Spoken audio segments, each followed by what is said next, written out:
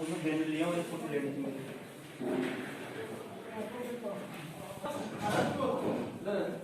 जब भी आप विजिट करो या किसी काम से जाओ तो ये शहर में है आप एनआरसी सीट स्पाइसेस अजमेर सभी जी ये अजमेर शहर में ही है।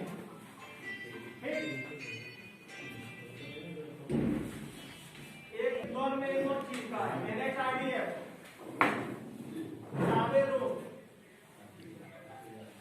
सावे रोड इंदौर में यहाँ पे भी लड़कों को क्या आपको अच्छे बीज और वो मिलेंगे।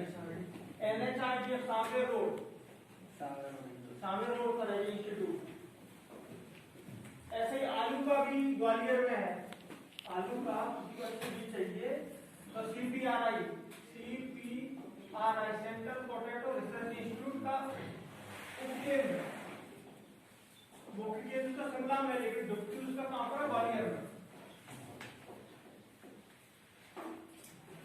और आपकी क्या जिज्ञासा बताओ तो बता तो चलेंगे। ये डॉक्टर साहब ने जो आपको बताया ना ये वो बताया कि जो गवर्नमेंट के इंस्टीट्यूशन है जहाँ से ये सब चीज आपको प्राप्त हो सकता है। जैसे आपको कहीं बीच में जैसे आप गए भोपाल में तो भोपाल ईट खेड़ी में क्या है भोपाल में फ्रूट रिसर्च स्टेशन FRS फल अनुसंधान का केंद्र है। ईट खेड़ी में तो यहाँ से भी आपको कई चीजों के जैसे आम के अमरूद के आपको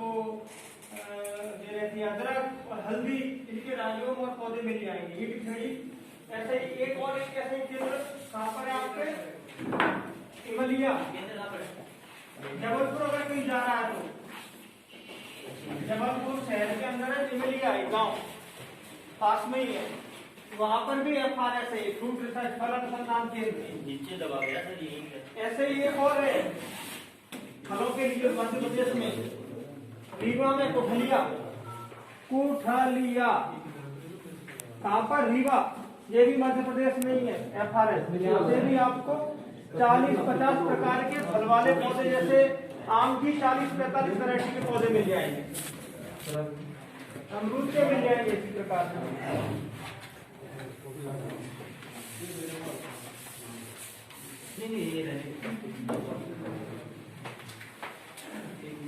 जैसे बताया था आपको क्या का मेडिसिनल एरोमेटिक का आनंद एग्रीकल्चर यूनिवर्सिटी में गुजरात मेडिसिनल एरोमेटिक प्लांट का रिसर्च स्टेशन है MAP गुजरात में आनंद।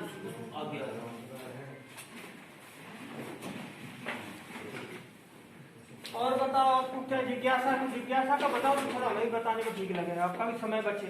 मन में अगर क्वेश्चन हो क्योंकि वो तो हाँ बिल्कुल कुछ क्वेश्चन अगर आप अमरूद के पौधों में फल मक्खी आ रही है उसके लिए क्या कर रहे हो। लहसुन में पीलापन आ रहा है उसके लिए क्या कर रहे हो। नींबू संतरा के पौधे ऊपर से सूख रहे हैं उनके लिए क्या कर रहे हो। सर कटहल के बारे में चाहिए जानकारी। कटहल में क्या है समस्या सर जैसे 3 साल हो गए लगाते हो।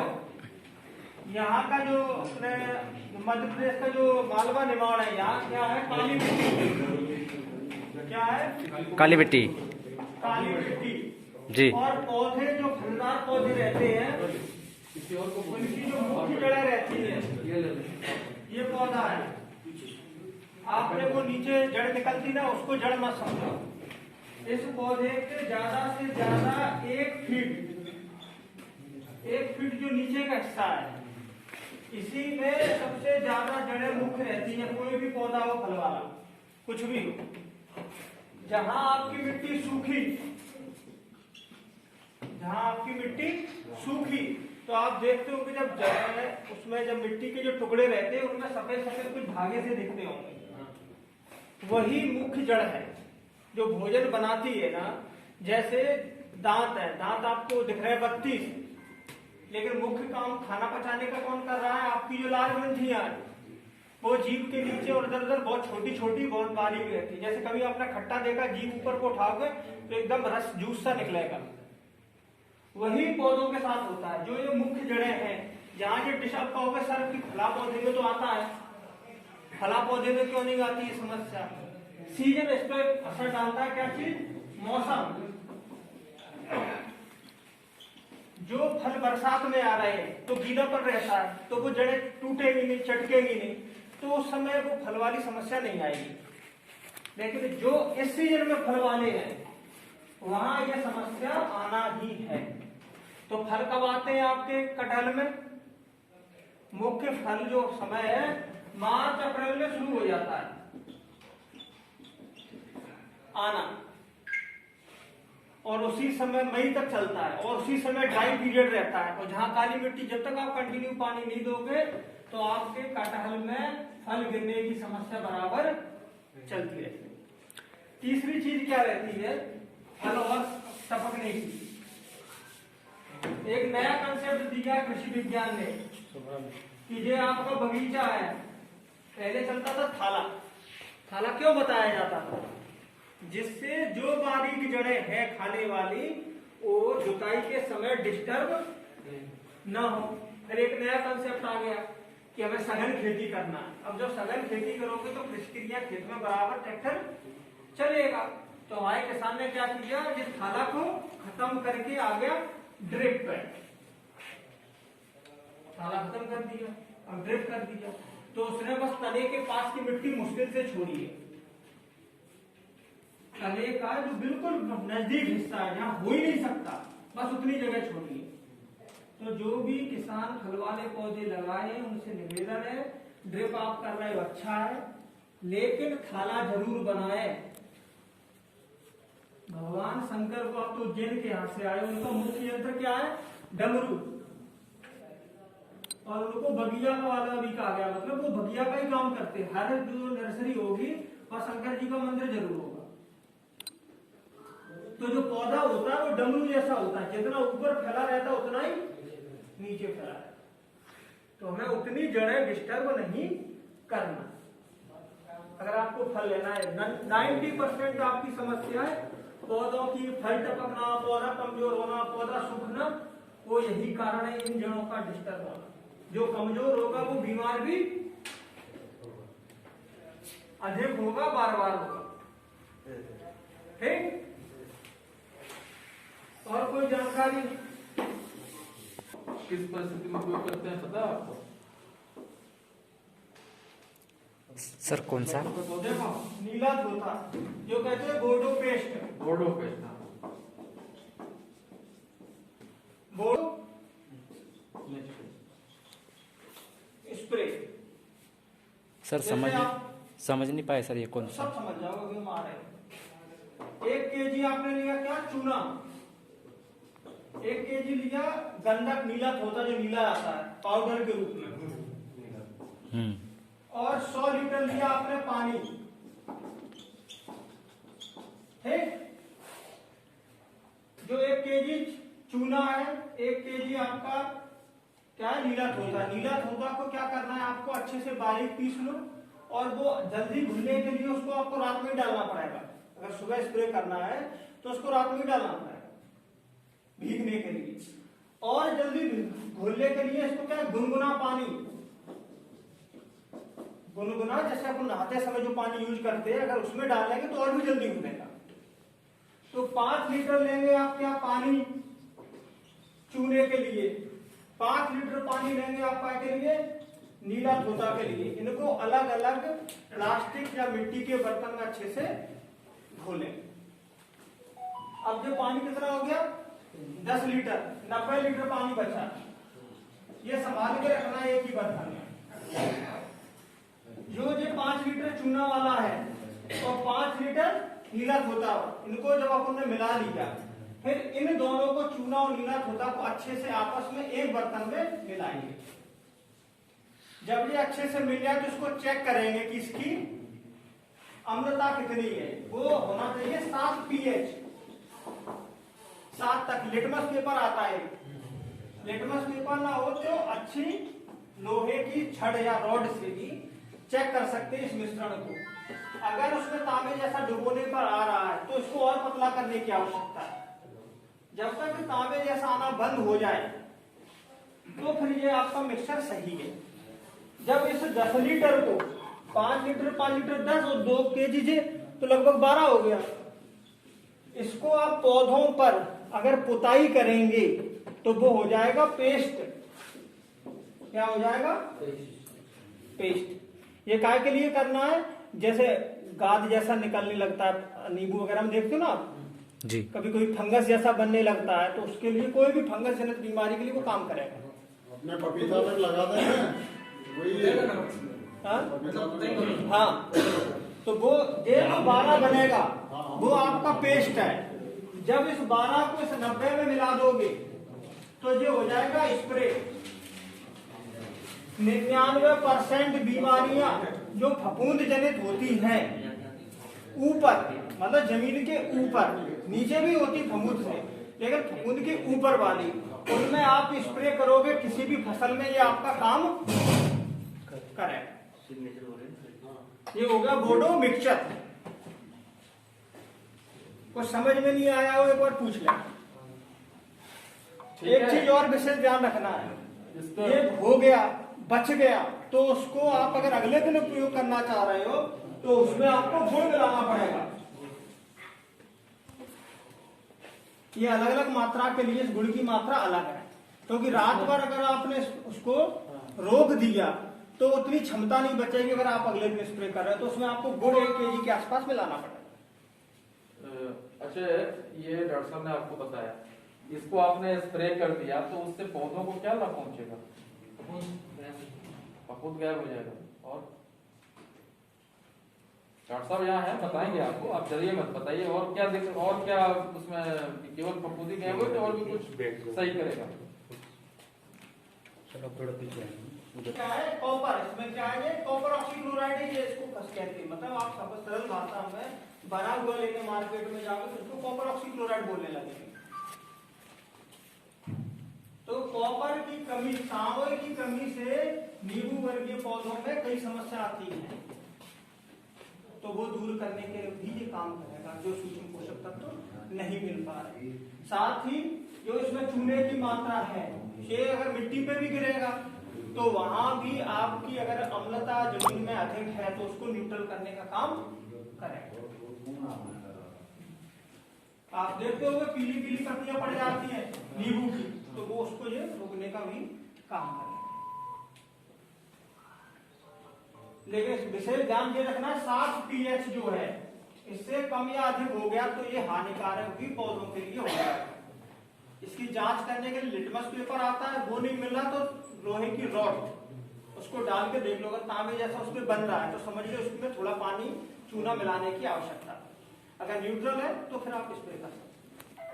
इसको फिर लोहे पर वो चिन्ह नहीं बनेगा। हाँ, वो तांबे का चिन्ह नहीं दिखना चाहिए, मतलब तांबे की परत नहीं चढ़ना चाहिए। हाँ, मतलब जैसे आप रॉड डाल रहे हो तो तांबे जैसा दिखेगा, इसके मतलब कि इसको और अभी हमें चूना डालना है, चूना पानी का मिश्रण उसमें डाल और बढ़ाना है। 7 pH तक लाना है, जस्ट 7। क्योंकि पीएच सब लोग माप नहीं कर पाओगे और कैसे करोगे, तो ये एक इन्होंने डॉक्टर साहब ने बताया कि जैसे वो रॉड डालोगे, अगर तांबे जैसा परत चढ़ रहा है तो इसके मतलब कि उसको और हमें चूना पानी मिलाना है। जब वो परत चढ़ना बंद हो जाए तब मान लो कि अब ये सही हो गया। ठीक, और कोई प्रश्न? आप लोगों में से कितने लोग ट्राइकोडर्मा विरिडी, स्यूडोमोनास फ्लोरोसेंस इनका प्रयोग करते हैं? इफको बाजार में कितने लोग जाते हैं? भाई आप लोग जाते हो उपयोग सब करते, लेकिन अभी याद नहीं है। इफको किसान बाजार हर जिले में है, तो आप वहां से दवाई लें, प्राइवेट में ना लें। क्यों? एक तो आपको पक्का बिल नहीं देगा, दूसरी चीज क्या है, इफको जो है वो किसानों का ही संगठन है, वो मजबूत होगा और उसकी जो दवाइयां हैं अगर उस पर 100 रुपए लिखा है तो आपको 100 रुपए में ही मिलेगा। ऐसा नहीं होगा कि वो 150 रुपए दवाई की कीमत हो, 90 रुपए में ही दे दे। मतलब कई दवाइयों से इफको की दवाइयां जो आप प्रयोग करते हैं सस्ती पड़ेगी। कई दवाइयों के नाम नहीं बताऊंगा जिनके 2000 रुपए में वो मिल रही है, तो उसी क्षमता की दवा उसी कीड़े को रोकने के लिए आपको 400 रुपए में भी मिल जाएगी। जैसे सोयाबीन में समस्याएं आती हैं, चने में समस्याएं आती हैं, उनके लिए। और जो दवाई जैसे कोराजन है XYZ, ठीक, वो दवा सब्जियों में आप लोग प्रयोग ना करें, क्योंकि वो सब्जियों के लिए नहीं बनी वो दवा।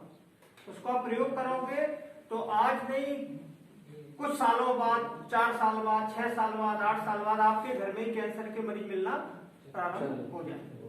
क्योंकि उस दवाई की जो अवधि है, क्षमता, मतलब जैसे कहते हैं ना, जैसे आपने मलेरिया का इंजेक्शन लगवाया तो डॉक्टर कहेगा कि आज एक लगेगा, एक कल लगेगा, तो एक 24 घंटे उसका असर रहता है। तो ऐसे ही वो दवा है, उसका समय है ना जो, वो 15 दिन से अधिक है। और सब्जियां जो है वो 8 दिन, 10 दिन, 12 दिन में तोड़ के फूल आने से लेकर टूट जाती है। तो यहाँ जावरा के पास एक गांव है, उनसे सर से कहना दिखा लाओ, उस गांव कैरवासा नाम है उसका, उस गांव में लगभग 80-90 केस है कैंसर के। वहां टीम आती है कैंसर हॉस्पिटल की। एक पंजाब में शहर है भटिंडा, जहां से वो कैंसर एक्सप्रेस चलती है।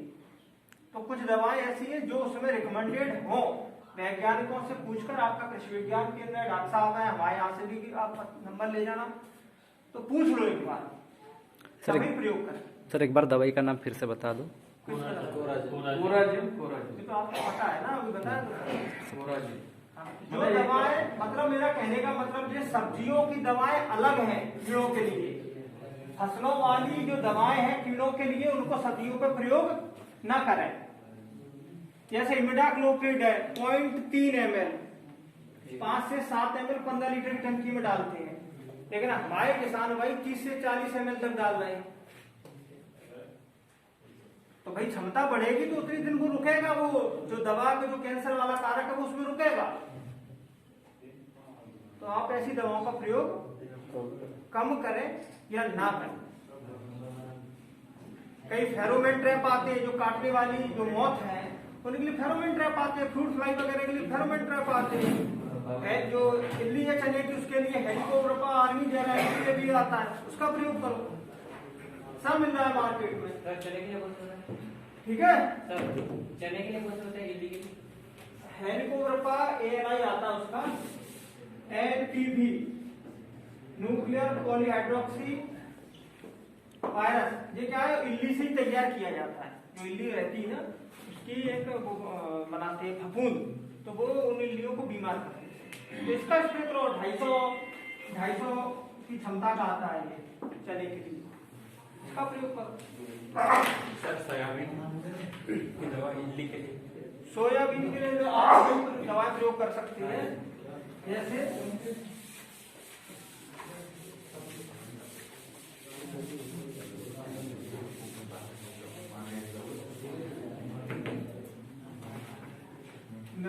साधारण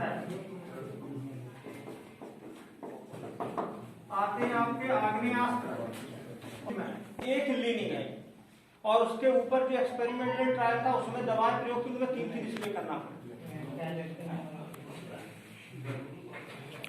सर अभी गेहूं में जैसे अभी के टाइम में कोहरा ज्यादा गिर रहा है, तो गेहूं को कोहरे से कोई कुछ नुकसान नहीं होगा ना? जैसे मूल्य आ सकता है सरसों में माहू आ सकता है, तो उसके लिए नीम ऑयल आता है सबसे पहले, NSAE 1500 ppm 3 ml प्रति लीटर पानी में, या फिर थायोमेथाक्जाम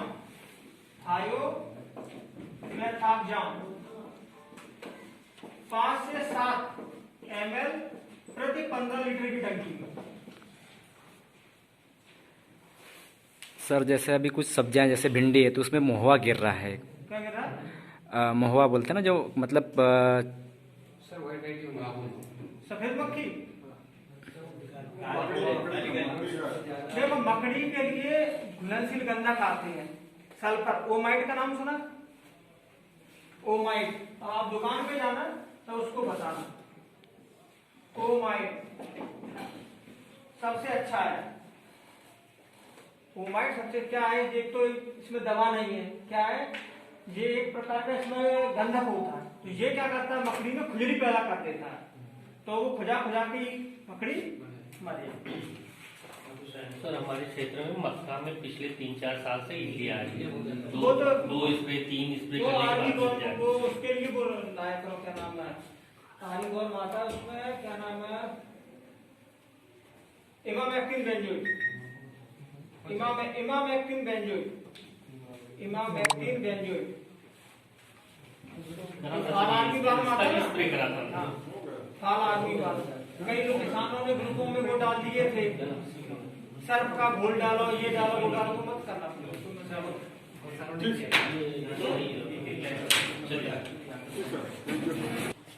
2 मिनट पीछे हट जाना है।